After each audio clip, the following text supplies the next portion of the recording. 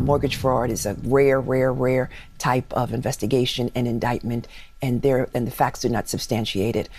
At the end of the day, we all know that the mortgage fraud is baseless, and it's nothing more than an attempt to engage in retribution against all the actions that I've taken against Donald Trump and this administration. The DOJ has responded to one attempt by Tish to kind of control the media conversation out there. The United States of America versus Tishy Letitia. Letitia is attempting to chill all government media interaction with the unstated threat that she, Letitia, at some point in the future may engage in a gotcha game where she brings a sanctions motion. So Letitia James thought that she had the feds in check, but it turns out the judge checked her. So in this article, we see one motion, one sentence, and her whole plan fell apart. What she tried to pull in that courtroom backfired really hard. The judge wasn't even playing. This is how the Attorney General of New York just turned a power move into a big loss. So shout out to the New York Post. Judge hands DOJ a win in Letitia James' mortgage fraud case after NYAG motion was denied. So we're going to talk about what the denial was and everything like that. So you guys already know what's going on. Letitia James was arraigned on bank fraud, false statement charges, the whole 9 yards. And interesting in this report here that Letitia James was trying to control basically the narrative, especially in this news report of U.S. Attorney Alyssa Hannigan sent a bunch of messages, signal messages about the case to a reporter. Lindsay Halligan, the legal publication Lawfare is reporting that the interim U.S. attorney started a 33-hour signal text exchange with one of their reporters discussing the recent indictment of New York Attorney General Letitia James. So in those messages, Halligan criticizes the reporter Anna Bauer's social media posts that summarize a New York Times report on grand jury testimony, calling them biased and not true. My exchange with Halligan was highly unusual in a number of respects. She initiated a conversation with me, a reporter she barely knew, to discuss an ongoing prosecution that she is personally handling. She mostly criticized my reporting, or more precisely, my summary of someone else's reporting. Well, it's disturbing, but it also tells us something about the kind of process that is at work. So we've gotten a look behind the scenes at the prosecution that is clearly politically motivated, clearly a campaign of retribution. So they were really upset about that, and Letitia James and her defense team wanted to shut that down. So you can say Letitia James, New York's Attorney General, tried to tell the Department of Justice how to move, how to act. She wanted the judge to force the feds to write down every conversation they had with journalists. That's emails, texts, signal messages. She wanted the DOJ to keep a group chat diary. She said this is all about transparency. Letitia James is talking about transparency. Is it transparency or really paranoia? Is it more about control?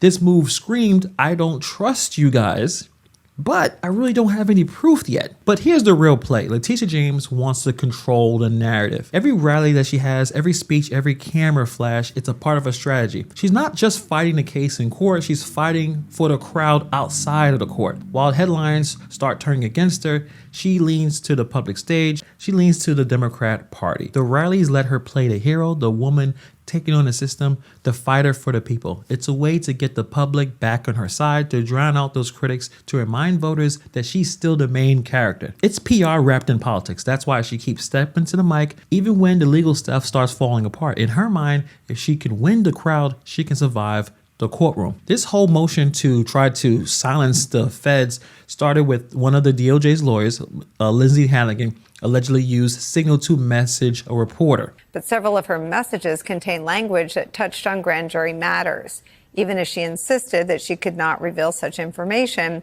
which is protected from disclosure by prosecutors under federal law. Not once during their conversation did Lindsay Halligan say that their conversation was off the record.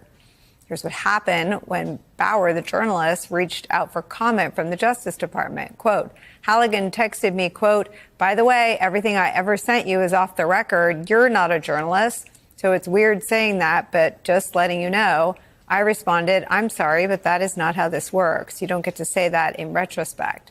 Halligan was unpersuaded. Yeah, I do, off record.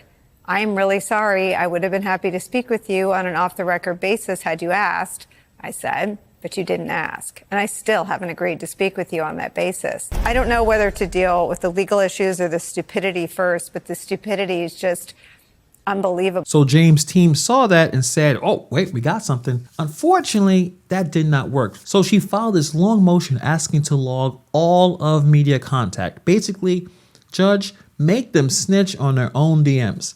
And the Judge Walker said, and quote, the defendant does not demonstrate that it is necessary for the court to order the government to track communications with the media.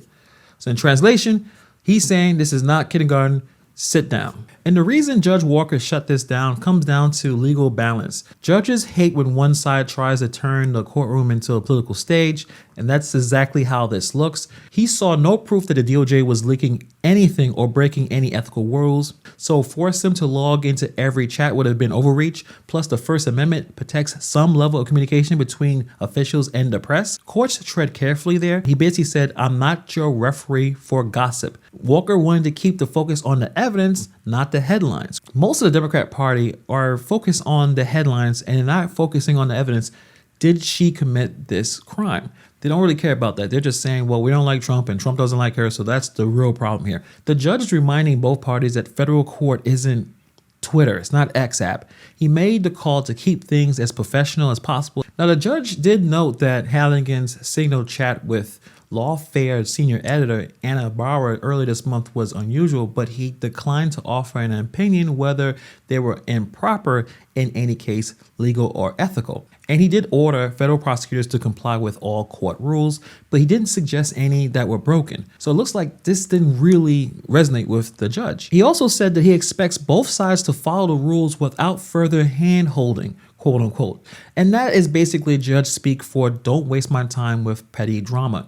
And look, he didn't even really defend DOJ like that. He said the signal chats were unusual, but he didn't call them illegal. He just said, y'all keep your records, don't delete anything, and let's move on. The court is not persuaded that the preservation of evidence related to the government's communications requires such evidence to be maintained in any particular form, Walker wrote. The defendant does not demonstrate that a communication log is necessary, so the court will not order the government to maintain one. In response to James' motion, federal prosecutors had asked Walker to place a gag order on the New York Attorney General, which he did decline to do so. So this is going to be the back and forth battle between these two parties. So basically the DOJ wins without trying, and Letitia, she's left holding basically the world's weakest gotcha moment because it did not work for her. I don't think this is going to be the last you hear from this. Letitia James is a seasoned prosecutor. She is defending her career. She has really good lawyers, obviously, with Abe Lowell, and they're going to keep going back and forth with each other. She didn't win this one. She tried to expose the Department of Justice and basically got fact-checked by a judge. This is not the first time she's going to fumble a big legal play, and it may not be the last. Letitia James is going to keep trying to clap back at the feds, and it's going to be up to the judge to see whether this goes overreach or she has a good point. This time, she definitely lost. We'll see exactly what's going to happen in the end. I still believe that Letitia James does not have a great chance of winning this one, but I could be wrong. Let me know what you guys think about this story in the comments below. Thank you for taking time to watch this video, and I'll see you guys in the next video.